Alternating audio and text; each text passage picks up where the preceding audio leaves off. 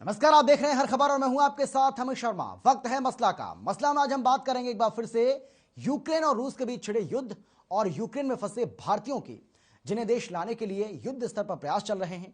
अब तक 1100 से अधिक लोगों की वतन वापसी हो चुकी है, जिनमें से 91 छात्र हरियाणा के हैं। हालांकि अभी भी करीब 15,000 भारतीय यूक्रेन में फंसे हुए हैं, जिनकी वतन वापसी होना बाकी है। हालांकि केंद्र सरकार का दावा है कि अंतिम व्यक्ति को लाने तक ऑपरेशन गंगा चलता रहेगा। वहीं कांग्रेस के सुर भी अब बदले नजर आ रहे हैं। जो कांग्रेस शुरुआत में हमलावर थी, वो अब इस मामले को राजनीति से ना जोड़कर देखने की बात कर रही है। कुल मिलाकर अब नजर इस बात पर टिकी है कि इन बेहद खराब होते हालातों के बीच सभी भारतीयों की सकुशल वापसी कैसे और कब तक होगी। आज इसी को लेकर चर्चा करेंगे, लेकिन पहले देखिए ये रिपोर्ट।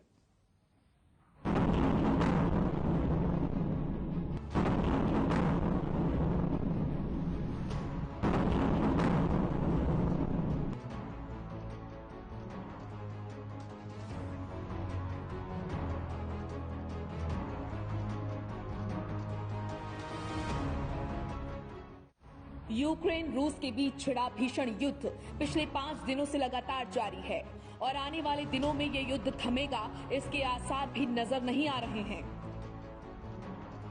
ऐसे में वहां फंसे भारतीय और उनके परिजनों की चिंता भी इसके साथ ही बढ़ती ही जा रही है। हालांकि यूक्रेन में फंसे भारतीय छात्रों को निकालने की कोशिशें लगातार जारी हैं। भारत ने इसके लिए ऑपरेशन गंगा शुरू किया है। आज छठी फ्लाइट यूक्रेन में फंसे छात्रों को लेकर भारत पहुंची। इसके साथ ही 4 केंद्रीय मंत्रियों को यूक्रेन के साथ लगते देशों में भेजने का निर्णय लिया गया, ताकि छात्रों को निकालने के लिए शुरू किए गए ऑपरेशन गंगा की निगरानी ठीक से हो सके। अब तक 1100 से ज्यादा लोगों की वापसी हो चुकी है, जिसमें से करीब 91 छात्र हरियाणा के हैं। जो हमारे पीएम है श्री नरेंद्र मोदी जी और जो हमारे सीएम है खट्टर श्री मनोहर लाल खट्टर, मैं जिंदगी भर इनका आभारी रहूंगा। शायद ऐसा दिन मेरी जिंदगी में कभी ना आए कि मैं इतना सिचुएशन में वहाँ पे थे, जब हम ऐसी सिचुएशन की थी, गतिविधियाँ थी, हमारे सामने मंजर था, जेट्स जा रहे हैं, बॉम्बार्डिंग हो रही है, बच्चे रो रहे हैं एंड एवरीथिंग वाज हैपनिंग। उस टाइम पे हमें नहीं लग रहा था हम जिंदा बचेंगे या नहीं बचेंगे, घर लौट पाएंगे या नहीं लौट पाएंगे। बट इवैक्यूएशन प्लान ऐसी सिचुएशन से हमें निकाल के लाना इतनी इजीली और इतनी जल्दी शायद पॉसिबल नहीं था जो हमारे लिए, जो हम सोच रहे थे। बट हम आए हैं, अपने घर पे वापस लौटे हैं। हम so thankful to our government, हमारे पीएम नरेंद्र मोदी जी और हमारे सीएम खट्टर लाल, जिन्होंने जो हेल्पलाइन जारी की थी वो हमारे टच में थे, रेगुलर टच में, और बहुत जल्दी रिप्लाईज आ रहे थे। ऐसा नहीं कि हम रिप्लाई कर रहे हैं, रिप्लाई नहीं आ रहे। हमें होप मिली गवर्नमेंट से और हमारी एम्बेसी से। नहीं कोई वहाँ पे उनकी मदद कर रहा है, नहीं कोई खाने का कोई सुविधा है वहाँ पे। लाइट वगैरह भी ऑफ हो जा रही है रात को। कब बात हुई थी आपकी लास्ट? मेरी लास्ट टाइम कल ही बात हुई थी। आपके कितने जानकार बच्चे होंगे वहाँ? मेरे बहुत सारे हैं वहाँ पे जानकार। हालांकि अभी भी कुछ छात्र जो यूक्रेन में फंसे हैं, वहां के भयावह हालात बयां कर रहे हैं। साथ ही खुद को आ रही दिक्कतों के बारे में भी बता रहे हैं। आप भी सुनिए उनकी कहानी, उन्हीं की जुबानी। हमारी कॉल्स नहीं उठा रही है। सेकंड थिंग, हम लोगों को बात करने की कोशिश कर रहे हैं, हमारा कुछ नहीं हो पा रहा। हम सिर्फ यहाँ पे फंस चुके हैं। जहाँ पे हम रह रहे हैं वहाँ पे बहुत सारे लोग आते हैं जो कल रात को हंगामा करते हैं, वो गेट तोड़ते हैं, देन उसके बाद अंदर आने की कोशिश करते हैं। क्या होता है हमें कुछ भी नहीं पता, यहाँ पे किसी को कुछ भी नहीं पता जो हमारे साथ सिचुएशन। लेकिन जब अभी कुछ टाइम के बाद हमने सोचा कि हम यहाँ से निकलते हैं, और हम यहाँ से किसी तरह निकलते हैं बाई ट्रेन, क्योंकि हम बाई ट्रेन निकले या फिर हम बसेस निकले, कार से निकले। कार से अभी जस्ट मेरे एक दोस्त ने बताया है मुझे कि जो बच्चे यहाँ से निकले हैं कीव से बाई कैब और बाई बस, उनको रशियन आर्मी ने पहले स्टक किया, उन पे फायरिंग करी और उनकी लड़कियों को लेके, उन इंडियंस लड़कियों को लेके गए। पता नहीं कहाँ लेके गए, ये किसी को कुछ नहीं पता, सिर्फ लड़कियों को, और लड़कों का कुछ पता नहीं है। सेकंड थिंग, ये रोमानिया बॉर्डर में अभी हमें वीडियोस मिल रही है। उन वीडियोस में दिखाया जा रहा है कि रोमानियंस आर्मी वहां पे उन्हें मार रही है और उनके साथ बहुत ज्यादा बदतमीजी कर रही है। तो प्लीज अब कहाँ गए? हम तो मूवीज में देखते थे ना, योगी जी, मोदी जी, जो भी हैं, प्लीज हम वीडियोस देखते थे ना, हमें बचाया जाता था। ऐसे हमारे अंदर ये रहता था कि हमें बचा लिया जाएगा, बट अभी हमें नहीं लगता कि हमें कुछ बचाया जाएगा। शायद पता नहीं हमारे साथ क्या हो। प्लीज गवर्नमेंट, आप जो भी हो, जहाँ भी हो, प्लीज हमें आगे बचाओ, या फिर आप प्लीज यहाँ पे बाय एयर कुछ भी भेजो। इंडियन आर्मी को यहाँ पे प्लीज भेजो। उधर सीएम मनोहर लाल ने आज फिर दोहराया कि प्रदेश सरकार विदेश मंत्रालय के लगातार संपर्क में है और छात्रों को लाने का प्रयास जारी है। जो सीधा वहाँ के लोगों से जो सीधा कुछ लिस्ट है या कोई जानकारी ऐसी नहीं कि कितने लोग हैं, कौन कौन वहाँ गए हैं। हमने अपनी ओर से एक ईमेल एड्रेस और एक व्हाट्सएप नंबर जारी किया, उसमें लगभग 700 के आसपास जो संदेश हमको मिले हैं, उन 700 लोगों से हमारा संपर्क बना हुआ है। 91 लोग अभी तक वापस आ चुके हैं। अभी दोपहर के फ्लाइट आज और आनी थी, उसमें भी कुछ लोग आए होंगे। हम जो हमारे संपर्क में उनसे हम सीधा संपर्क रखे हुए। MEA के द्वारा, मिनिस्टर ऑफ एक्सटर्नल अफेयर्स के द्वारा सबकी एक प्रकार से चिंता की जा रही है कि कहाँ फ्लाइट्स को भेज करके उन लोगों को निकाला जा सकता है, क्योंकि यूक्रेन में तो फ्लाइट्स ले जाना अब संभव नहीं है। तो जो वहाँ से निकल करके दूसरे आसपास के देशों में जा रहे हैं लोग, वहाँ से हम लोग जो है ला रहे हैं। अभी तक 4 फ्लाइट्स पहले आ चुकी हैं, 5वीं फ्लाइट आज अभी दोपहर तक आने वाली है। लगातार उस पर मिनिस्ट्री जो है एक प्रकार से संपर्क किए हुए है। हमने उनसे लिस्ट मांगी है कि हरियाणा की हमारी लिस्ट हमें मिल जाए, कितने लोग हरियाणा के वहाँ हैं। वहीं अब कांग्रेस के सुर भी बदले नजर आ रहे हैं। कांग्रेस का कहना है कि ये मामला राजनीति का नहीं है, सरकार को छात्रों को निकालने का हर संभव प्रयास करना चाहिए। भारत सरकार से आग्रह मैं करना चाहता हूँ एक सुझाव के रूप में, क्योंकि इस समय पूरा देश एक स्वर में बात देश को करनी चाहिए, तो राजनीतिक मैं विषय नहीं मानता इसको, कि घोषित करें कि जो सारे देश हैं यूक्रेन के पड़ोसी, जिनके बॉर्डर्स पे हमारे स्टूडेंट फंसे हुए हैं, ये देश तुरंत अपने बॉर्डर खोल के भारतीय नागरिकों को अपने देश में आने दें। और अगर हमसे अच्छे संबंध चाहते हैं, भविष्य में भी ये संबंध बने रहें चाहते हैं, वो इस बात पर निर्भर हो कि वो कितनी संवेदनशीलता हमारे नागरिकों के प्रति दिखाएं। आपको बता दें कि भारत सरकार ने 26 फरवरी को ऑपरेशन गंगा के तहत यूक्रेन में फंसे भारतीयों को निकालने का अभियान शुरू किया था, जो अभी भी जारी है। हालांकि यूक्रेन में अभी भी करीब 15,000 छात्र फंसे हुए हैं, जिन्हें यूक्रेन के पड़ोसी देशों के जरिए निकालने की कोशिश की जा रही है। ब्यूरो रिपोर्ट, हर खबर। तो बिल्कुल आज इसी को लेकर हम चर्चा करेंगे एक बार फिर से। कौन कौन खास मेहमान हमारे साथ मौजूद हैं, सबसे पहले उनसे आपका हम परिचय करा देते हैं। हमारे साथ डीपी कौशिक जी हैं, भारतीय जनता पार्टी की ओर से बीजेपी के प्रवक्ता हैं।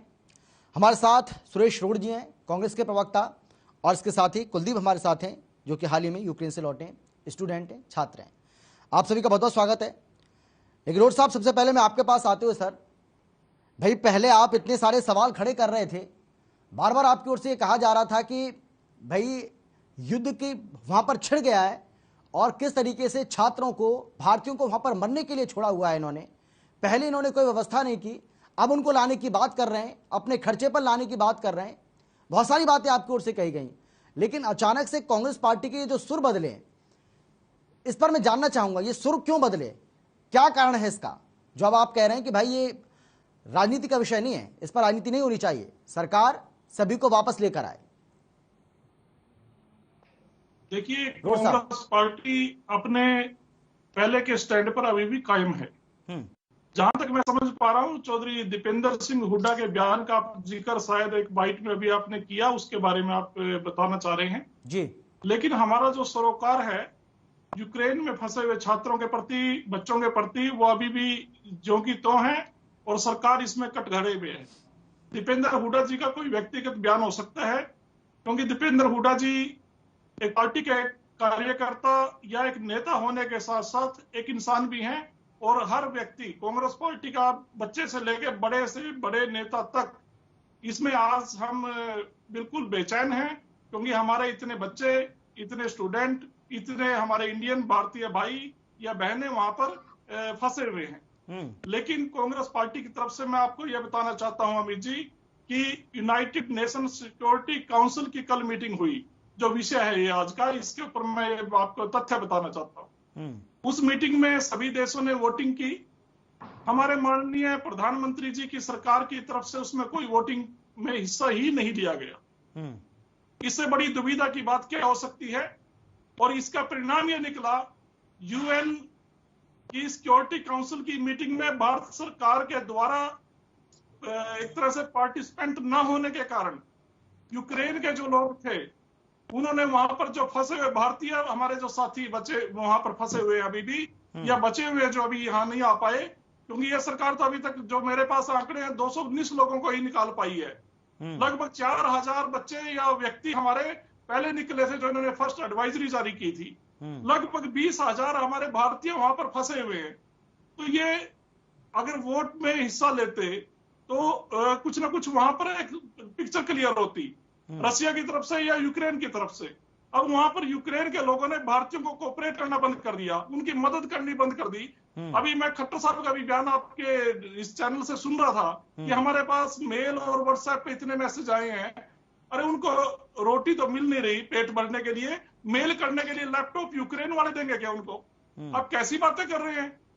मैं आपको याद कराना चाहता हूं कांग्रेस पार्टी की पहली बात तो रोड साहब 2006 पहली बात जो आंकड़े आपके पास हैं वो गलत हैं। 20,000 का जो आंकड़ा था वो पहले था, उसमें से बहुत सारे लोग वापस आ भी चुके हैं सर। उसके बाद 16,000 वहां पर फंसे थे, जिसमें से 1,000 से ऊपर वापस लाए जा चुके हैं और अब करीब 15,000 लोगों के अभी फंसे होने की बात कही जा रही है। पहली बात 15 नहीं 20,000 से ऊपर लोग हैं अभी भी, और मेरे आंकड़े बिल्कुल सही है। आप जो बात कह रहे हैं 4,000 जो लोग आए हैं वो फर्स्ट एडवाइजरी जारी होने के बाद व्यक्तिगत तरीके से आए हैं, सरकार की कोई मदद नहीं है। इस जो अपने आप में बहुत बड़ी सरकार है, जो अपने आप में विश्व की सबसे बड़ी सरकार अपने आप को बताते हैं, और उन लोगों के द्वारा 219 लोगों को निकाला गया है। ये बिल्कुल तथ्य के ऊपर बात कर रहा हूं मैं। और दूसरी बात एक और बताना चाहता हूं, नहीं ये जो एक के बाद एक जो फ्लाइट आ रही है रोड साहब ये एक के बाद एक जो फ्लाइट आ रही है सर, 6 फ्लाइट अब तक आ चुकी हैं। बताया जा रहा है 11 से 54 लोग आ चुके हैं, 11 से 54 लोग लाए जा चुके हैं, जिसमें से 91 हरियाणा के हैं। आपको लग रहा है ये आंकड़ा सही नहीं है? मेरी बात पूरी होने दीजिएगा, मैं यहीं बैठा हूं, कहीं नहीं जा रहा। आपने जो पूछना पूछिएगा जी। मैं ये बताना चाहता हूं 2006 में लेबनान इजराइल वार ऑपरेशन के दौरान 23,000 व्यक्तियों को, भारतीयों को इंडियन नेवी के द्वारा कांग्रेस सरकार ने देश में वापसी लाकर एक रिकॉर्ड कायम किया था। आज कहां है मोदी सरकार की? जो नेवी तो वही है, हमारे पास भारतीय नौसेना भी वही है, और जो थल सेना वो भी है, एयरफोर्स भी है। तो आज सरकार की जो इच्छा शक्ति है वो मर चुकी है। सरकार को कोई सरोकार नहीं है। जैसे इन्होंने किसानों की आय दुगनी करने का झूठा षड्यंत्र रचा था, उसी तरीके से ये जो वाहवाही लूट रहे थे, अब विदेश में भी इनकी पोल खुल चुकी है। नहीं यानी कि रोड साहब आप ये कह रहे हैं कि सरकार ने जो प्रयास किए हैं ऑपरेशन गंगा के तहत, जो सरकार लोगों को ला रही है, भारतीयों को वापस ला रही है, उस पर कांग्रेस पार्टी को यकीन नहीं है। आपको लग रहा है कि ये अभियान ठीक से सिरे नहीं चढ़ पा रहा है और ना ही चढ़ पाएगा? बिल्कुल, मैं ये कहना चाहता हूं, राजनीति से ऊपर उठ के हमने सकून के नाम से अभियान चलाया था, जब 23,000 भारतीयों को वापस लेके आए थे। ये जो 200-250 पे खेल रहे हैं ना, इस गंगा अभियान को मैं ये कहता हूं कि हमारे 2006 के सकून अभियान की तरह कामयाब बनाइए। हम मोदी सरकार की पीठ थपथपाएंगे, हम इनको शाबाशी देंगे, हम इनके शुक्रगुजार होंगे। आप करके तो दिखाइए ना। नहीं राय दे दी यार भाई, आप बता रहे हैं कि इतना बड़ा अभियान आपने छेड़ा, इतने लोगों को आपने रेस्क्यू कराया 2006 का, जिसका आप जिक्र आप कर रहे हैं। तो रोड साहब आप सरकार को राय दीजिए ना, आप सुझाव दीजिए सरकार को। सुझाव क्यों नहीं देते हैं, या सिर्फ सरकार को घेरना है आपको? सरकार तो राय झूठे ट्विटर अकाउंट, जो नकली ट्विटर अकाउंट है, उनकी राय लेती है। प्रधानमंत्री जी उनको फॉलो करते हैं। सरकार तथ्यों में कहां चलती है? अगर तथ्यों में चलती, आंकड़ों में चलती, जीडीपी घटने की बात तो हमारे आरबीआई के गवर्नर ने बोली थी, क्यों हटाते उनको?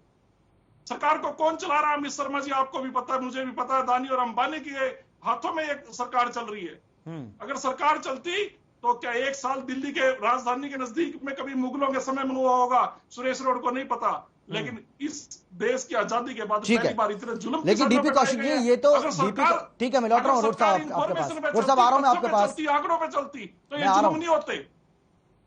लेकिन डीपी कौशिक जी, सरकार को तो वो लोग चलाए हैं जिन्होंने, ठीक है सर, आ गया, हो गया सर, मैं आ रहा हूँ आपके पास, ठीक है, अपने गोदाम बना दिए। ठीक है रोड साहब, पिछले 4 मिनट से आप ही बोल रहे हैं। डीपी कौशिक जी, भाई ये सवाल तो हर किसी के जहन में, क्योंकि 20,000 लोग थे, अब आप दावा कर रहे हैं कि भाई 4,000-5,000 लोगों को आप ला चुके हैं, लेकिन अभी भी ये तो आप अभी भी मान रहे हैं कि 15,000 लोग ऐसे हैं जो अभी भी वहां पर फंसे हुए हैं।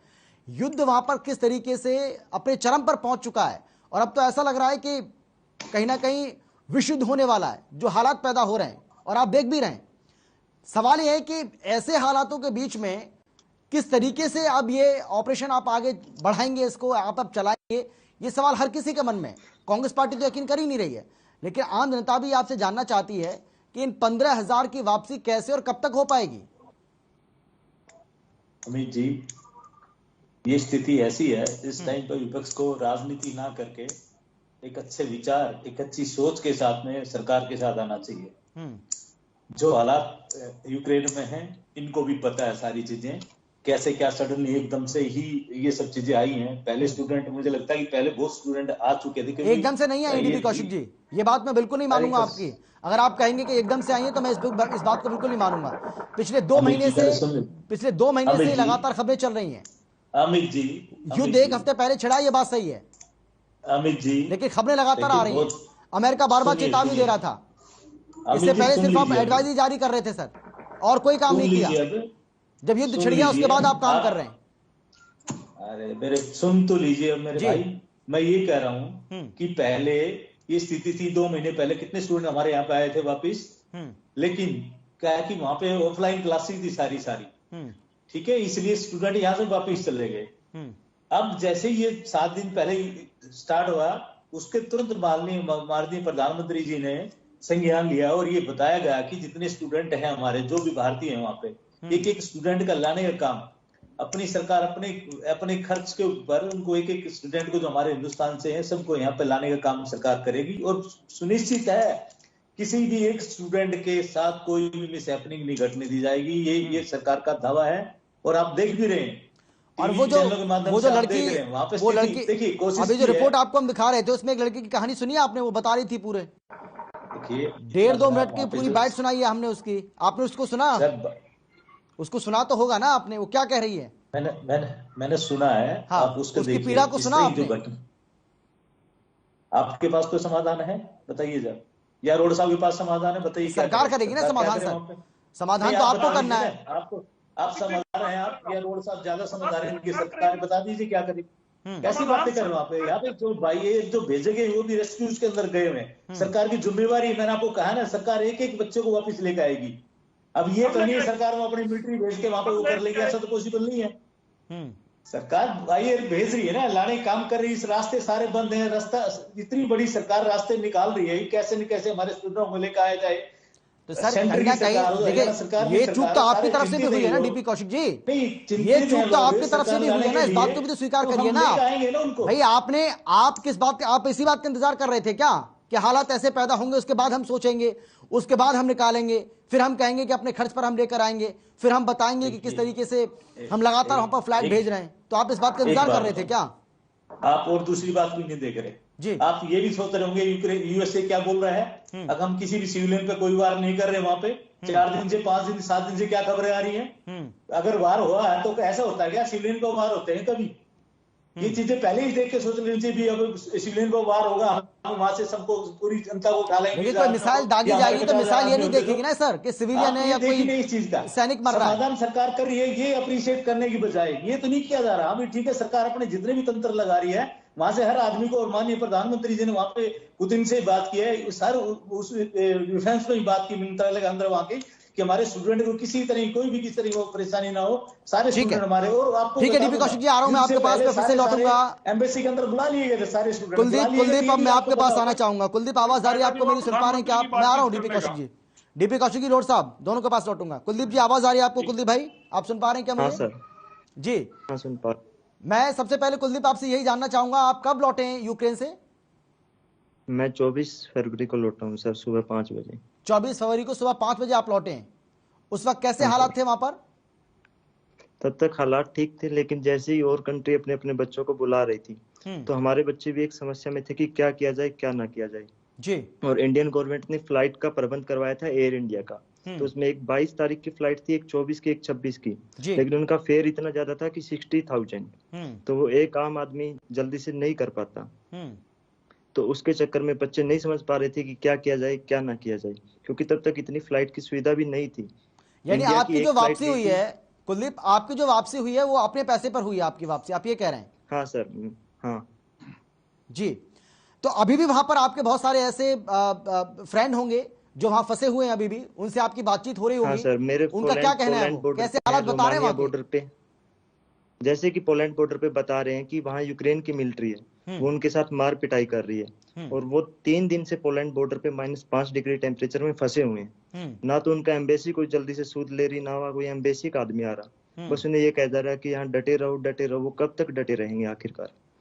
और जो कीव से बच्चे, आज उन्हें एडवाइजरी जारी की गई कि आप रेलवे के माध्यम से बॉर्डर की तरफ पहुंचो, लेकिन वो जैसे ही कीव रेलवे स्टेशन पे गए तो वहां उनसे कोई उनका कुछ नहीं हुआ, ना उन्हें रेल मिली, और वो तब से कीव बॉर्डर पे फंसे हुए हैं। और उनके साथ इतनी गंदे तरीके से बिहेव किया जा रहा है कि भारतीयों के साथ, नहीं आ रहा कि कुलदीप, क्या भारतीयों के होगा, साथ जो इंडियन से उनकी बात कर रहे हो ना आप? ये हाँ सर, लेकिन यहाँ तो कुछ और दिखाया जा रहा है।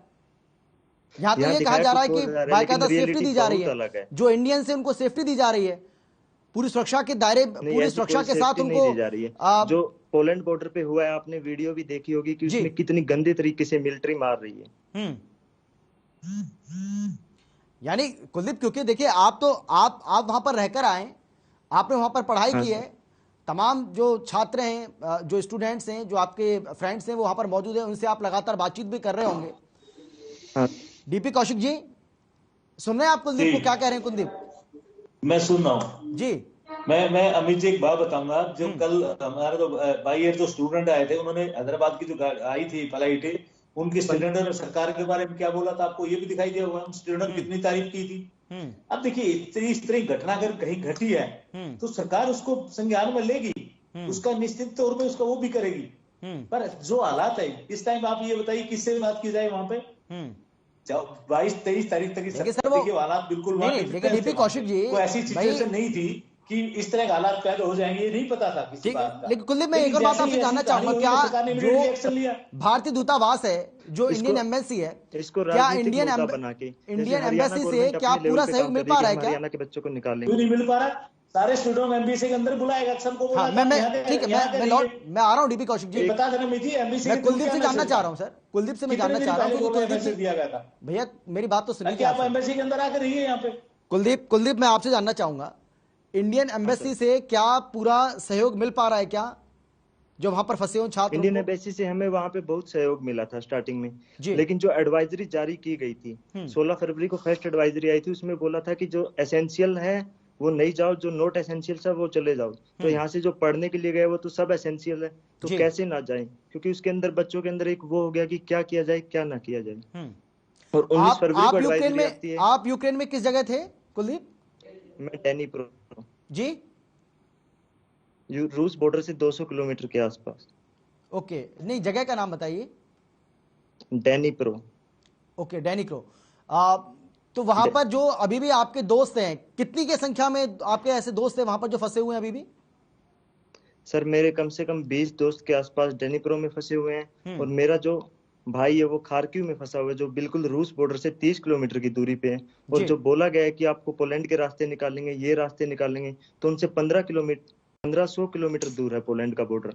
तो वो वहां से कैसे जाए, ये सेफ है या नहीं, ये उनके बारे में कैसे पता करें हम, कितनी दूर जाना उनके लिए सेफ होगा? अब इसको एक राजनीतिक मुद्दा बनाया जा रहा है कि हरियाणा गवर्नमेंट ये कर रही है, ये एक स्टेट गवर्नमेंट करनी है। इंडियन गवर्नमेंट को इसके लिए एक्शन लेना चाहिए कि स्टेट गवर्नमेंट पे करोगे तो दूसरे बच्चे के मन में ये होता है कि ये स्टेट गवर्नमेंट कर रही है, हमारी स्टेट गवर्नमेंट नहीं कर रही है।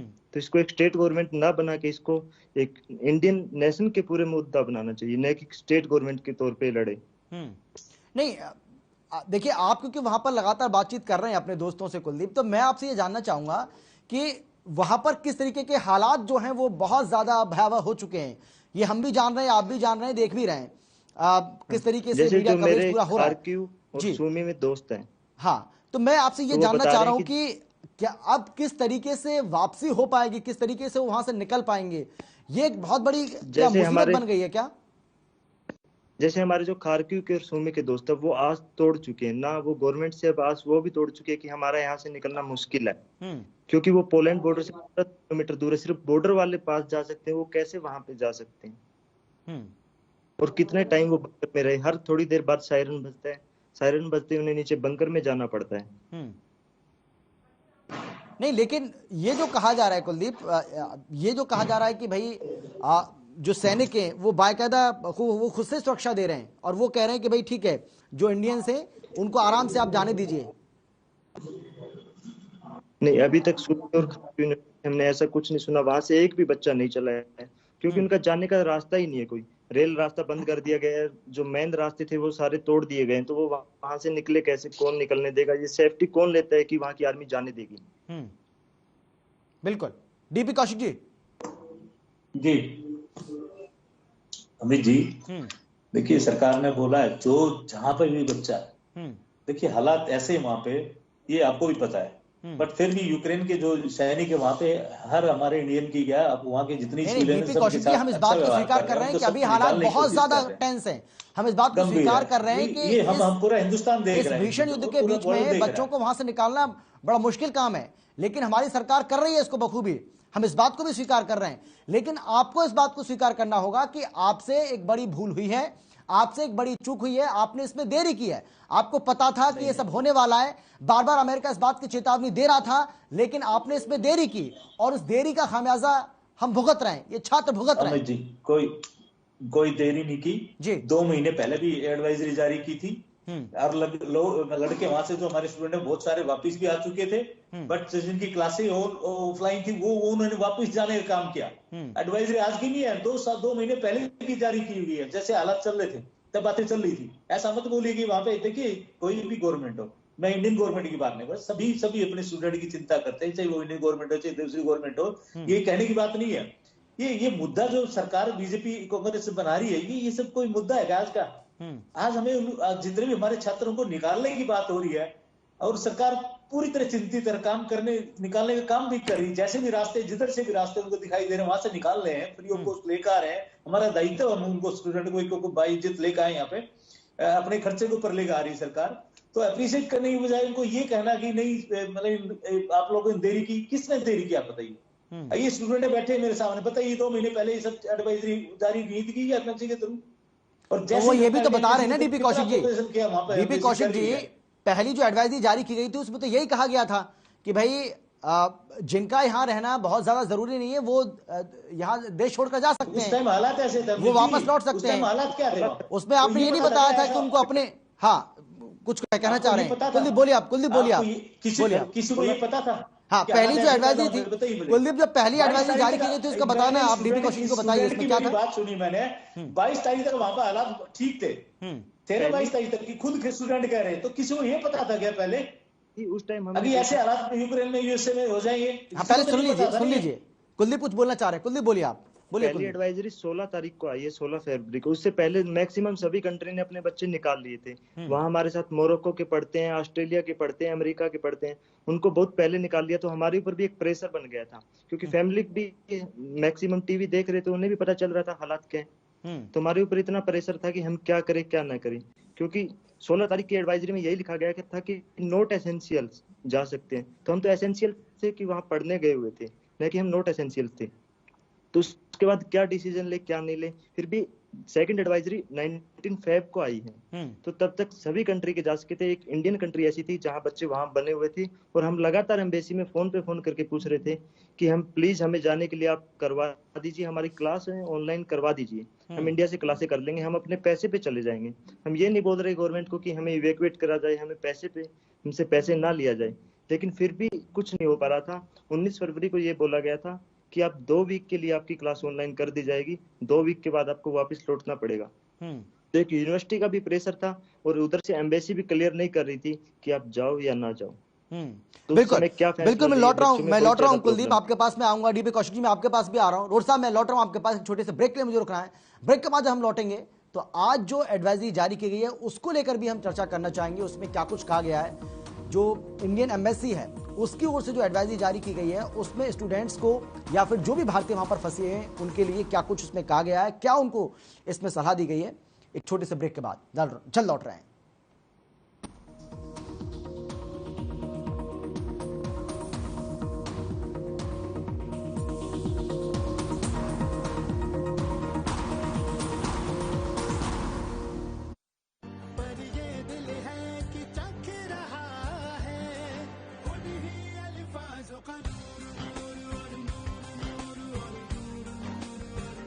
दूर कितना भी जाओ, इस जुबान से दूर ना जा पाओगे। विमल, बोलो जुबान केसरी। हर बीमारी के उपचार के लिए देखिए हमारा खास कार्यक्रम नाड़ी वैद्य कायाकल्प प्रतिदिन दोपहर 1:30 पर केवल हर खबर हरियाणा पर। मेरे जैसा कोई दूसरा चुलबुलापन जिसकी हर बात में घुल जाए, जिंदगी में रंग भर दे। मेरी जैसी मेरी अपनी पताका। पताका चाय, गजब का स्वाद। महाशिवरात्रि के दिन करें भगवान शिव को प्रसन्न। कैसे करें भगवान शिव की पूजा? महाशिवरात्रि पूजा की क्या है खास विधि?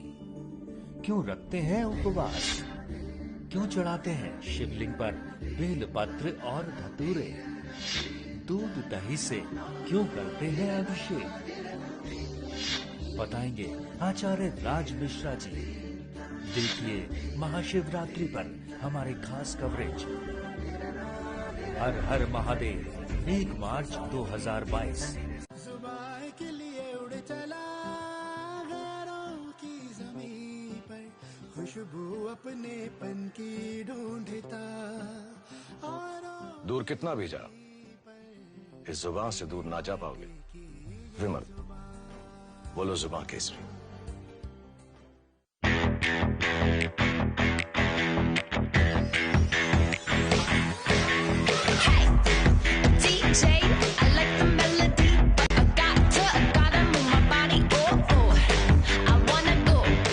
मेरे जैसा कोई दूसरा चुलबुलापन जिसकी हर बात में घुल जाए, जिंदगी में रंग भर दे। मेरी जैसी मेरी अपनी पताका। पताका चाय, गजब का स्वाद।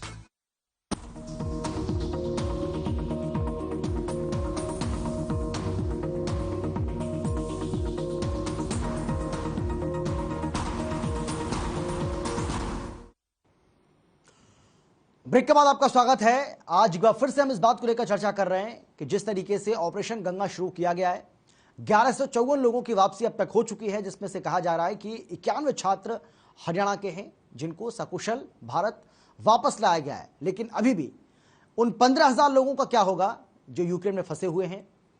युद्ध के लगातार किस तरीके से हालात वहां पर अब पल पल बदलते नजर आ रहे हैं और अब ऐसा लग रहा है कि कहीं ना कहीं ये विश्व युद्ध का रूप लेता हुआ नजर आ रहा है जो हालात बन रहे हैं। हालांकि ऐसा कोई नहीं चाहेगा कि इस तरीके के हालात पैदा हों, लेकिन फिर भी ये हालात पैदा होते हुए बनते हुए दिखाई पड़ रहे हैं और इसीलिए भारतवासियों की चिंताएं ज्यादा बढ़ गई हैं, खासतौर पर उन लोगों की जिनके बच्चे यूक्रेन में इन युद्ध के हालात के बीच में, युद्ध हालात क्या है, युद्ध तो हो ही रहा है, वहां फंसे हुए हैं। इसी को लेकर आज हम चर्चा कर रहे हैं। कौन कौन खास मेहमान हमारे साथ मौजूद हैं, एक बार फिर से आपका उनसे हम परिचय करा देते हैं।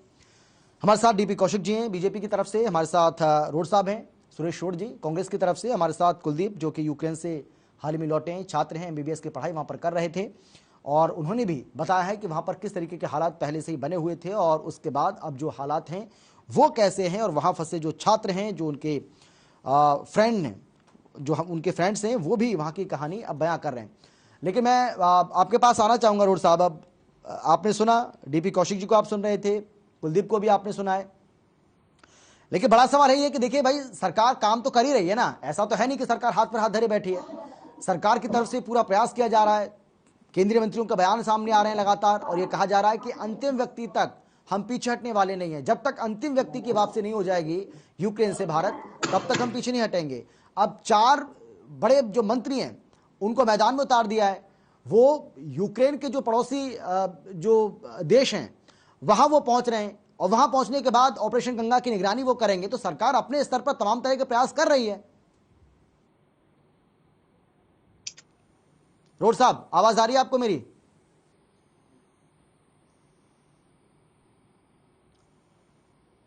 रोड साहब सुन पा रहे हैं क्या आप मुझे?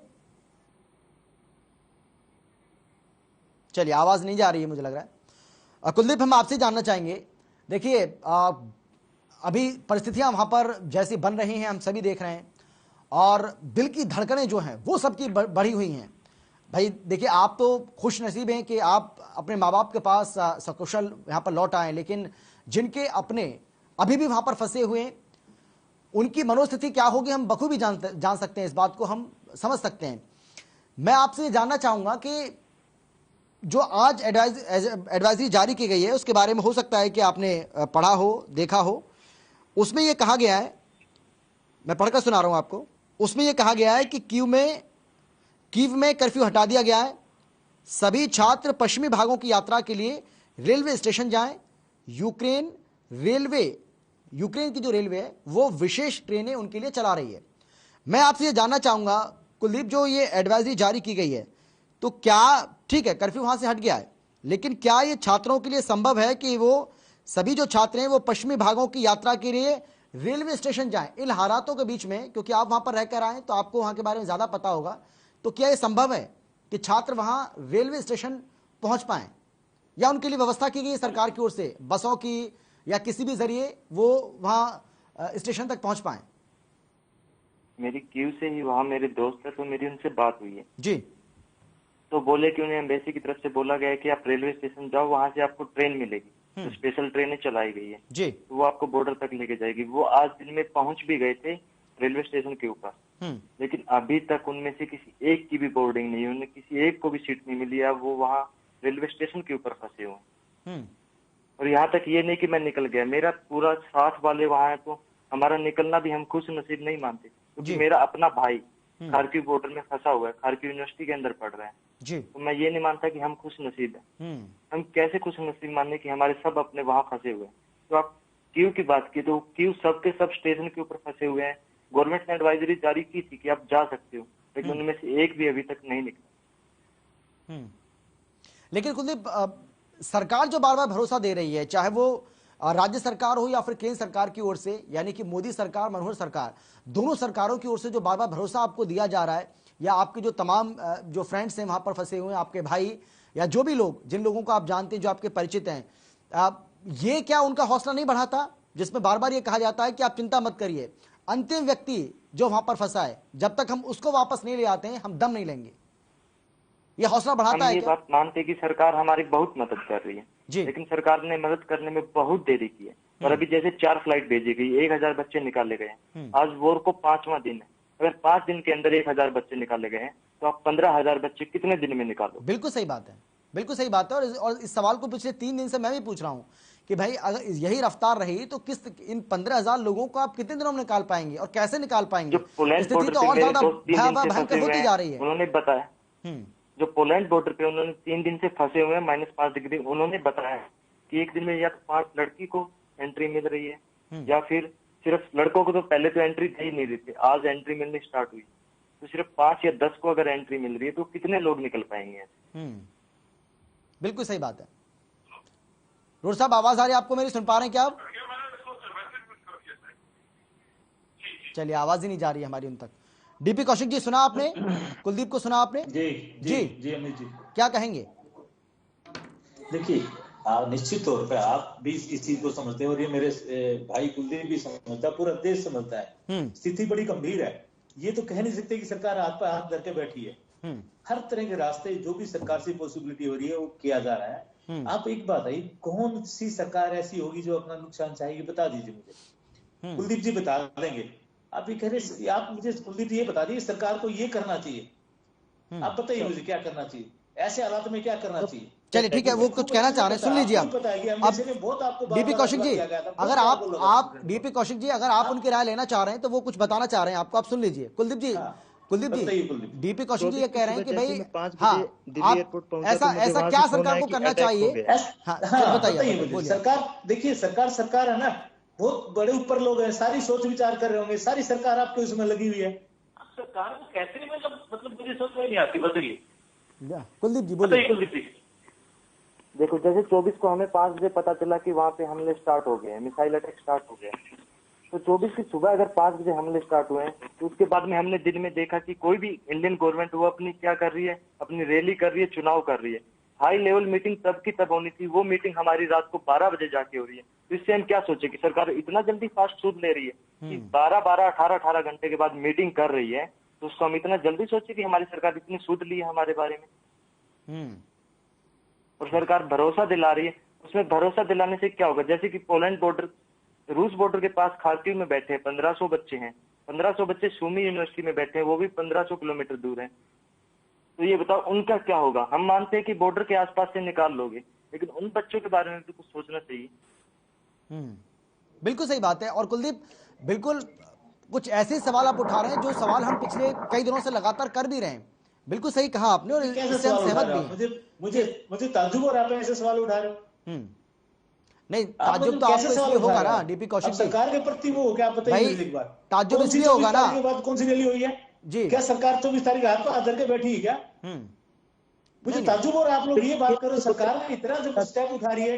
कुलदीप जी, आप जैसे आप अकेले ये बात कर रहे हो। जो हैदराबाद में 250 छात्र आए और दूसरी जगह छात्रों से पूछिए सरकार को कितना अप्रिशिएट किया उन्होंने। एक आप अपने पैसे जाए, आप ऐसी बातें करो, सरकार के खिलाफ जाके बात कर रहे हो। जो सरकार पूरी तरह से 5 दिन से चिंतित हो, वो क्या कह रहे हैं आप बताइए मुझे एक बार। सरकार बाद में जाएगी क्या? जो बाद में जाएगी, एमएसपी बार आपके टेस्ट में दी, शुरू से आपके टेस्ट में दी, पहले भी लोगों को बताया गया था। अभी क्या उसके बाद में अगर ऐसी बातें होती है तो एक छात्र ऐसी बात बोल रहा है और छात्र 11 छात्र भी आए, उनसे पूछ के देखिए। तो सरकार के सर वो अकेले नहीं है, वो अकेले नहीं है, वो कई लोगों की आवाज है, और वो उन्हीं की बात बता रहे हैं जो उनको बोला जा रहा है। उनके जो फ्रेंड्स उनको बता रहे हैं वहां पर, उनका भाई जो उनको बता रहा है, वो अकेले नहीं है। इससे पहले एक लड़की को भी आपने हमने सुनाया आपको, एक जो रिपोर्ट दिखाई थी उसमें वो लड़की बता रही थी वहां पर वो कैसे वहां के हालात बयां कर रही थी। क्यों नहीं गए स्टूडेंट वहां पे? क्या हालात ऐसे पैदा होने थे वहां पे? आप बताइए मुझे, क्या आपको अंदाजा था कि ऐसा हालात पैदा होंगे? आपको अंदाजा था तो फिर आप आए क्यों नहीं? लाइव पता चल रहा है, कल चीजें मत बोलिए ना आप। माध्यम से नहीं जानता। सरकार इतना काम कर रही है, उसके बावजूद सरकार के बारे में आप ऐसी बातें बोल रहे हैं। मैं लाइव देख रहा हूँ, मेरे सोचना चाहिए आपको। देख रहा हूँ वीडियो कॉलिंग पे, तो मैं जानता हूँ सर हालात। आपसे बहुत ज्यादा जानता हूँ इस चीज में कि वहाँ क्या हो रहा है। बिल्कुल सही बात है, आप रहकर आए वहां पर, ये बात सही है, ये सच है। रोड साहब बोलिए। आप बताइए, नहीं जा रहे, लेकिन जो आपको एडवाइजरी जारी की थी, डीपी कौशिक जी आपको बुरा लग रहा है, वो सरकार के लिए कुछ नहीं कह रहा है। आप लोग वो सिर्फ क्यों नहीं आए भैया? डीपी कौशिक जी वापस स्टूडेंट गए वहां पे। डीपी कौशिक जी देखिए, चीजें सरकार को मत वो दोष डालिए आप सरकार के ऊपर। सरकार अपनी पूरी कोशिश कर रही है, हर तरह से चिंतित है माननीय प्रधानमंत्री। सारी हरियाणा गवर्नमेंट चिंतित है, पूरी सेंट्रल गवर्नमेंट चिंतित है, आपके लिए लोगों के लिए लड़ाई लड़ रही है, हर जगह बात कर रही है, दिन रात बात कर रही है। उसके बाद में तो अगर ऐसे बोलेंगे तो फिर तो अच्छा नहीं लगता ना। सर मैंने आपकी इतनी देर 30 मिनट हो गई बात सुनते हुए, मैंने आपकी बातों में 3 से 4 बार सुन लिया कि सरकार फ्री ऑफ कॉस्ट ला रही है। तो इसका मतलब तो सरकार अपना एक बताना चाह रही है कि हम फ्री ऑफ कॉस्ट ला रहे हैं। हाँ, इसका प्रचार कर रहे हो आप, तो इसमें बार बार आप अपनी सरकार की वो गिनवाते जा रहे हो, न कि वो होता जा रहा है। या आप भी मानते हो इस बात को कि आपने 3 से 4 बार अपनी बात के अंदर बोला है कि सरकार फ्री ऑफ कॉस्ट ला रही है, सरकार एक पैसा नहीं ले रही है। तो इसमें तो मतलब सरकार की खूबियां गिनाई जा रही है सिर्फ राजनीतिक तौर पे। ठीक है, कुलदीप मैं लौट रहा हूं आपके पास। डीपी कौशिक जी आ रहा हूं। रोड साहब आवाज आ रही है आपको मेरी? जी आवाज आ रही है मुझे। हाँ रोड साहब, आपका कनेक्शन ही नहीं मिल पा रहा है, आपकी आवाज सुन ही नहीं पा रहे आप। बहुत देर से आपसे सवाल कर रहा हूँ। जी बोलिए आप। अमित जी देखिए, मैं कुलदीप भाई की बात से सहमत हूँ। जो उन्होंने कहा कि ये किसी स्टेट गवर्नमेंट का मैटर नहीं है, ये बड़ा अच्छा सुझाव है। और डीपी कौशिक जी कह रहे थे कि सुझाव दीजिएगा। ये सुझाव है कि ये गवर्नमेंट ऑफ इंडिया को, माननीय नरेंद्र मोदी जी को आगे आके देश की जनता को सफाई भी देनी चाहिए कि अब तक वो पूरी तरह से बेनकाब सफल रहे हैं और बेनकाब हुए हैं। और जिस तरीके से मेरे साथी बीजेपी के तरफ से कौशिक जी धमकाते नजर आ रहे हैं, ये इनका व्यवहार सही नहीं है। कुलदीप भाई एक पीड़ित है, ये वहां से निकल के आए हैं, इनको ज्यादा पता है मेरे से और बीजेपी के साथी से। और ये इनको जिस तरीके से दबाने की कोशिश कर रहे हैं, ये एक सभ्य तरीका नहीं है सरकार के किसी भी कार्यकर्ता का या नुमाइंदा का या प्रवक्ता का। मैं एक बात और कहना चाहता हूँ, आप राजनीति चमकाइए साहब, राजनीति चमकाइए। आपकी राजनीति से कुछ नहीं होता, आपकी राजनीति से देश नहीं चलता, आपकी सोच से देश नहीं चलता। माननीय प्रधानमंत्री जो भारत सरकार कर रही है उसको अप्रिशिएट कीजिए, हर बात को नेगेटिव मत लेके जाइए। आप अमित जी, आप अपनी राजनीति चमकाइए ना। आप दीपेंद्र हुड्डा उनके पर्सनल व्यक्तिगत बयान हो सकते हैं, दीपेंद्र हुड्डा पर्सनल व्यक्ति है क्या? बताइए मुझे एक बार। राजनीति करो, इस मुद्दे में भी राजनीति करेंगे आप लोग? नहीं आपने हिंदुस्तान देखिए डीपी कौशिक जी, एक बात समझ नहीं आ रही है। जो छात्र आपकी वाहवाही कर रहे हैं वो आपके लिए अच्छे हैं। नहीं, जो छात्र आपकी वाहवाही कर रहे हैं, जो आपको धन्यवाद कर रहे हैं, आपके लिए वो अच्छे हैं। अगर किसी ने कुछ नेगेटिव बता दिया तो वो आपको बुरे लग रहे हैं, वो आपको अखर रहे हैं। भाई ऐसे नहीं होता है ना सर। कर रही है ना। अगर आपको अपनी तारीफ पसंद है तो आप अपनी बुराई अगर कोई कर रहा है तो उसको भी स्वीकार करिए ना। बुराई सुन रहे हैं ना, हम मान रहे हैं ना सरकार कर रही है। नहीं, कहाँ हो रहा है सर? पचा ही नहीं पा रहे आप डीपी कौशिक जी, आप पचा ही नहीं पा रहे हैं और बार बार उसको टारगेट कर रहे हैं। बताइए आप कितनी देर से भाई जो आपको धन्यवाद कर रहे हैं आप उनको गले लगा रहे हैं, लेकिन जो अगर आपकी आलोचना कर रहे हैं, जो क्रिटिसाइज कर रहे हैं कि हाँ भाई चूक हुई है, इसको सुधारा जाए। आप सोचिए, हम तो नहीं मानते चूक हुई है। डीपी कौशिक जी जिसका वहां पर फंसा है, आप उसको सोचिए, उसके बारे में सोचिए आप कि उसकी मनोदशा क्या होगी। मैं पूरे देश की उसकी मानसिक स्थिति क्या होगी सर? क्या उस माँ बाप को जिसका बेटा, जिसकी बेटी वहां पर फंसी हुई है, क्या सर उसको रात को नींद आ रही होगी? आप सोचिए, ईमानदारी से बताइए आप। किसको? सरकार को? क्या कल आपका बेटा, मेरा बेटा, बेटी अगर यूक्रेन में फंसा होता तो क्या हम रात को सो पाते ऐसी स्थिति में? आप बताइए मुझे। डीपी कौशिक जी कहना आसान होता है, डीपी कौशिक जी कहना आसान होता है सर, कहना आसान होता है। प्रैक्टिकल लाइफ में प्रैक्टिकली आप सोचेंगे ना चीजों को, तब आपको समझ आएगा। कमाल कर रहे हो आप, सरकार सोच ही नहीं रही, आपके चैनल सोच रहा है। ये किसी ने नहीं कहा, ये किसी ने नहीं कहा कि सरकार सोच नहीं रही है। कुलदीप ने भी बार बार कहा कि सरकार जो कर रही है ठीक कर रही है, लेकिन सरकार ने देरी की है और सरकार अभी भी देरी कर रही है। अब 5 दिन के भीतर सर, 5 दिन के भीतर आप 1000 लोगों को ला पाए, 5 दिन में आप 1000 लोगों को ला पाए, 5 दिन में आप 1154 लोगों को ला पाए। अब आप सोचिए कि अगर यही रफ्तार आपकी रही तो 15,000 लोगों को कितने दिनों में लेकर आएंगे आप? यही सवाल तो पूछ रहे हैं वो आपसे, आपको बुरा लग रहा है सर? टेक्निकल प्रॉब्लम पता है कि नहीं, बताइए मुझे एक बार। पता है ना टेक्निकल प्रॉब्लम? बताइए अमित जी, बैठ के बात करने से बताइए मुझे एक बार। ठीक है रोड साहब बोलिए। रोड साहब बात कर रहे हैं। हाँ डीपी क्वेश्चन में आऊंगा आपके पास, आ रहा हूँ आपके पास। अब बोलने दीजिए ना, उनको बोलने दीजिए। रोड साहब आ रहा हूँ मैं, कुलदीप भाई आ रहा हूँ। मैं बीच में नहीं बोला और मुझे टाइम कम मिला, तो मैं गुजारिश है मेरी बीजेपी के साथी से कि वो धैर्य से सुने पहले बात। मैं ये कहना चाहता हूँ कि अगर नरेंद्र मोदी जी की इतनी ज्यादा मतलब पकड़ है तो वो क्यों ना एयर स्पेस को वहाँ पर ओपन करा देते जो ब्लॉक हुआ पड़ा है। सरकार सुन रही है, सुन के कर क्या रही है, असर क्या हो रहा है? आपके कहने से कितनी छोटी बात करा दिए रोड साहब, बहुत टेक्निकल बात की आपने, है ना? सर इसमें ज्यादा टेक्निकल होने की जरूरत ही नहीं है।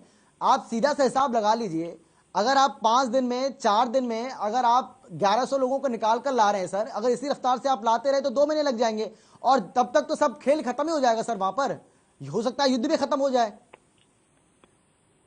इस रफ्तार को बढ़ाना होगा ना, या सिर्फ वाहवाही लूटने के लिए सारी चीजें की जा रही हैं? भाई प्लेन आ जाता है, आपके मंत्री जाके स्वागत कर देते हैं, बच्चे खुश हो जाते हैं, बच्चे आपकी तारीफ कर देते हैं, आप भी खुश, बच्चे भी खुश, लेकिन जो और वहां पर फंसे हैं उनका क्या होगा सर? ऐसे नहीं चलेगा सर। मेरी बात पूरी होने दीजिएगा। हाँ बोलिए। मैं ये कहना चाहता हूं कि कुलदीप भाई इसमें अकेले नहीं है। मैं कुरुक्षेत्र से संबंध रखता हूं, हमारे पड़ोस के गांव में थाना से एक साथी की वीडियो वहां से जारी हुई है और वो बिल्कुल एक मार्मिक हालात, मार्मिक चित्रण वहां का पेश कर रहे हैं कि वहां पर किस तरीके से ना तो खाना मिल रहा है उनको, ना कोई सिक्योरिटी है, उनके साथ मारपीट और बहुत दुर्व्यवहार किया जा रहा है। और इस सरकार को सांप सूंघ चुका है, इनकी कोई एम्बेसी में कोई पूछ है, ना कोई वहां पर कॉन्टेक्ट हो रहा है, ना कोई मेल है, ना व्हाट्सएप है। ये फालतू की बातें, और जिस तरीके से कह रही है सरकार अपना काम कर रही है, किससे बात करें, वहां पर क्या कर सकते हैं? अरे बात तो आप एम्बेसी में कीजिए, वहां के राष्ट्राध्यक्षों से कीजिए। रोड साहब आपकी बातों से ऐसा लगता है कि सरकार कुछ कर ही नहीं रही है। सरकार ने बिल्कुल हाथ पर हाथ रख लिया, सरकार बैठ गई है, बस सिर्फ तमाशा देख रही है, तमाशबीन हो गई है सर। ऐसा भी तो नहीं है ना सर, लगातार लोगों को लाया जा रहा है सर। 1154 लोग आ चुके हैं सर, आपके हरियाणा के 91 आ चुके हैं, तो ऐसा भी नहीं है ना जैसा आप कह रहे हैं। नहीं, जो आप बताने की कोशिश कर रहे हैं तो उसको भी तो नहीं मानूंगा ना मैं। आप तो ऐसे बता रहे हैं बिल्कुल कि सरकार कुछ कर ही नहीं रही है, सरकार ने बिल्कुल हाथ पर हाथ रख लिए, तमाशबीन हो गई है, सरकार से देख रही है कि हाँ क्या हो रहा है। ऐसा नहीं हो रहा है ना सर, ऐसा नहीं हो रहा है। खुद बता रहे हैं कि 200-250 की एवरेज अगर होगी तो युद्ध ही समाप्त हो जाएगा। आपने मेरे मुंह की बात खुद ही बोल दी, आपको आप खुद समझदार हैं। आप खोजी पत्रकारिता करा लीजिएगा। जो झूठी फेक वीडियो बना के सरकार की तारीफ कर रहे हैं ना, वो वहां के फंसे पीड़ित भी होंगे। आधे से ज्यादा इनमें बीजेपी के IT सेल के लोग हैं। इनका काम देश की हालात को देखिए, राजनीति देखिए आप कैसे राजनीति है। डीपी कौशिक जी, डीपी कौशिक जी, इसलिए सत्ता से बाहर है। डीपी कौशिक जी, अब जो तस्वीरें वहां से सामने आ रही हैं, ये बात आप मानिए, आपको इसलिए नकार दिया। डीपी कौशिक जी, जो आप लोग 70 साल में थे, आपको बिल्कुल 0 पे 7% पे ला छोड़ा, आपको इसलिए कि आपकी सोच ऐसी है। आप हिंदुस्तान के बारे में नहीं, आप अपने बारे में सोचते हैं। कैसी बात कर रहे हो बोला आप हैं? अरे रोड साहब थोड़ा बहुत तो सरकार को अप्रिशिएट किए। अरे सर रोड साहब को समझाने से नहीं होगा सर, सरकार हाथ पे हाथ रखकर नहीं बैठी। डीपी कौशिक जी मेरी बात तो आप सुनिए। अब जो हालात है वहां पर वो बहुत ज्यादा खराब होते जा रहे हैं सर, और इसीलिए सवाल उठ रहा है सर। जो तमाम वीडियो वायरल हो रहे हैं सर, अब वहां की जो कोई विषय नहीं, बीजेपी के प्रवक्ता का धर्म बनता है। रोड साहब आपकी आवाज ही नहीं आ रही है, आपकी आवाज आ ही नहीं रही है सर। किस तरीके से मदद कर रही है, इनके पास कोई अपडेट ही नहीं। ये फालतू की बात कर रहे हैं तब से कि सरकार ये करेगी, सरकार वो करेगी। पास ही आते हैं सारे वहां से ट्विटर, लेकिन तुम्हारे पास वीडियो कॉल तुम्हारे पास ही आते हैं ना। चल कुलदीप हाथ उठा रहे, रुको सर, रुकिए कुलदीप कुछ कहना चाह रहे हैं। सारी चीजें आपके पास आती है तो आप चले जाइए। अगर आ रहा हूँ रोड साहब आ रहा हूँ मैं, डीपी कौशिक जी लौट रहा हूँ। आप ऐसे कुलदीप बोलिए, आप कुछ कहना चाह रहे हैं। अरे कुलदीप को सुनिए, आपके पास ही आता है सर। मुझे लगता है इस पैनल में बैठे हम तीनों से ज्यादा जानकारी वहां के कुलदीप को, इसलिए उनको सुनिए, वो आपको बेहतर तरीके से बता पाएंगे। डीपी कौशिक जी वो आपको हो सकता है पसंद आए ना आए, लेकिन वो वहां के जो एक्चुअल जो हालात बने हुए हैं ना वो बयां कर रहे हैं। बोलिए आप कुलदीप, बोलिए आप। बात छोड़िए, कांग्रेस को पता है। जैसे मैं आप दोनों सर देख रहा हूँ कि बोलिए आप, राजनीतिक किया जा रहा है। आपका बेटा रोड साहब आवाज नहीं आ रही आपकी, रोड साहब आवाज नहीं आ रही है। मौका मुझे, मेरे पास टाइम बचेगा तो मैं आपको मौका दूंगा, आप बोलिएगा। पहले कुलदीप को सुन लीजिए आप। कुलदीप जी बोलिए। जैसे मैं दोनों सर को देख रहा हूँ कि बहस कर रहे हैं। अगर आपका बेटा, आपका बच्चा है, आपकी फैमिली में से कोई भी वहां फंसा होता, वहां मेरा सारे हमारे बच्चे हैं कुलदीप जी, सारे हमारे बच्चे। इस देश का हर इंसान हमारा बच्चा है। आप गलत सोच है आपकी, बताइए मुझे। आप ये नहीं कह सकते सारे हमारे बच्चे को हिंदुस्तान देती है। प्रधानमंत्री जी पूरी सरकार चिंतित है, दिन रात आपको लाने में लगी हुई है, चाहे वो हरियाणा गवर्नमेंट हो, सेंट्रल गवर्नमेंट हो। आप ये मत बोलिए हमारा बच्चा, हर इंसान हमारा बच्चा है, हर इंसान हमारा भाई है। फिर वो किसी भी देश में, हिंदुस्तान में हर इंसान हमारे सरकार का है, हमारे यहाँ का बच्चा, हमारा भाई है, हमारी माँ है, हमारी बहन है। सबको ठीक कीजिए आप। लेकिन सर वही तो मैं कह रहा हूँ, वो माँ और बहन की चिंता आपको अब करनी पड़ेगी। अब जो वीडियो सामने आ रहे हैं वो बहुत ज्यादा ठीक वीडियो सामने नहीं आ रहे सर। करनी पड़ेगी, हालात लगातार होते जा रहे हैं। डीपी कौशिक जी इस बात को स्वीकार आपको करना पड़ेगा। अब हालात लगातार वहाँ पर तनावपूर्ण होते जा रहे हैं। हमारे जो भारतीय छात्र वहाँ पर फंसे हुए हैं, भारतीय लोग जो फंसे हैं, उनके साथ अच्छा सलूक नहीं किया जा रहा है। अब स्थिति वो वाली नहीं रही है जो आप समझ रहे हैं सर, इस बात को स्वीकार करिए आप। ऐसे नहीं बैठा यहाँ पे, रिस्पॉन्सिबल आदमी बैठा हूँ मैं, हर आदमी पे एक्शन होगा। अगर एक भी छात्र के साथ अगर किसी के साथ कुछ हो रहा है, सरकार उसको बदला लेगी। मैं आपको बताना चाह रहा हूँ, नहीं बैठे हम लोग यहाँ पे। ठीक है, क्या बदला लेगी, क्या बात कर रहे हैं आप? छात्रों को लेके वापिस तो मंगा नहीं सकता, बदला लेंगे। ठीक है, मैं रोड साहब आप एयरफोर्स का इंतजाम करा दीजिए ना। 1 मिनट के लिए आप रुकिए सर, 1 मिनट के लिए आप रुकिए। कुलदीप को सुन लीजिए। कुलदीप बोलिए आप, कुलदीप आप बोलिए। कुलदीप आवाज आ रही है आपको, मेरी सुन पा रहे हैं क्या? जैसे कि ये वो है, जैसे हम वहां से फोन आ रहे हैं, जैसे कि हम वहां से फोन सुन रहे हैं, हमारे दोस्तों का फोन आ रहा है, हमारे घर जितने भी मेरा भाई है उसका फोन आ रहा है, तो हम ऐसा बमों की आवाज सुन रहे हैं कि हम कुछ समझ नहीं पा रहे कि क्या किया जाए क्या ना किया जाए। क्योंकि जैसे वहाँ की स्थिति देखें, वहां जाके अगर स्थिति देखे तो यहाँ से स्थिति बहुत अलग है, बहुत ज्यादा डिफरेंट। यहाँ बोलना, यहाँ कहना, यहाँ देखना बहुत अलग है, और जो वहाँ रियल स्थिति है वो यहाँ से बहुत ज्यादा डिफरेंट है। तो जैसे आप हम करते हैं, हमें पता है कि वो रिलेटिव उनके साथ क्या वो फेस कर रहे हैं और क्या वो फेस नहीं कर रहे। यहाँ पे आके बोलना सबके लिए इजी है। अगर मैं कुछ सरकार के खिलाफ बोल दूं तो तुम सरकार के खिलाफ जा रहे हो, अगर मैं ना बोलूं तो तुम सरकार की वाहवाही कर रहे हो। हम कोई सरकार से, हमें कोई लेना देना नहीं है, हमें अपने जाओ वहाँ फंसे हैं, हमें उनसे लेना देना है कि वो हमारे जिंदा वापस लौटाए। हम बार बार भारतीय सरकार से यही गुहार लगा रहे हैं कि उन्हें कैसे भी करके जल्दी से जल्दी वापस निकाला जाए, नहीं कि हम इसको ये बोल रहे हैं कि हम सरकार की बुराइयां कर रहे हैं। हमें सरकार की बिल्कुल सही कहा आपने। मेरे पास समय की कमी है। कुलदीप जी आपका, डीपी कौशिक जी आपका, और सुरेश रोड जी आपका शुक्रिया इस चर्चा में शामिल होने के लिए, अपनी बात रखने के लिए। बड़ा सवाल यही है कि किस तरीके से अब बाकी जो 15,000 हैं भारतीय, उनकी सकुशल भारत वापसी कैसे होगी। हालांकि सरकार की ओर से, तमाम मंत्रियों की ओर से बार बार इस बात का दावा किया जा रहा है कि जब तक अंतिम व्यक्ति की वापसी वहां से नहीं हो जाती है तब तक हम पीछे हटने वाले नहीं हैं, और इसी तरीके से ये ऑपरेशन गंगा चलता रहेगा। लेकिन बड़ा सवाल यह है कि जिस तरीके से पल पल वहां पर हालात बिगड़ रहे हैं, बहुत ज्यादा खराब स्थिति बनी हुई है, इन सब के बीच सबकी वापसी कैसे और कब तक होगी, नजरें हम बनाए हुए हैं, आप भी बनाए रखिएगा। फिलहाल इतना ही, एक छोटे से ब्रेक के बाद फौरन लौट रहे हैं। आप देखते रहिए हर खबर।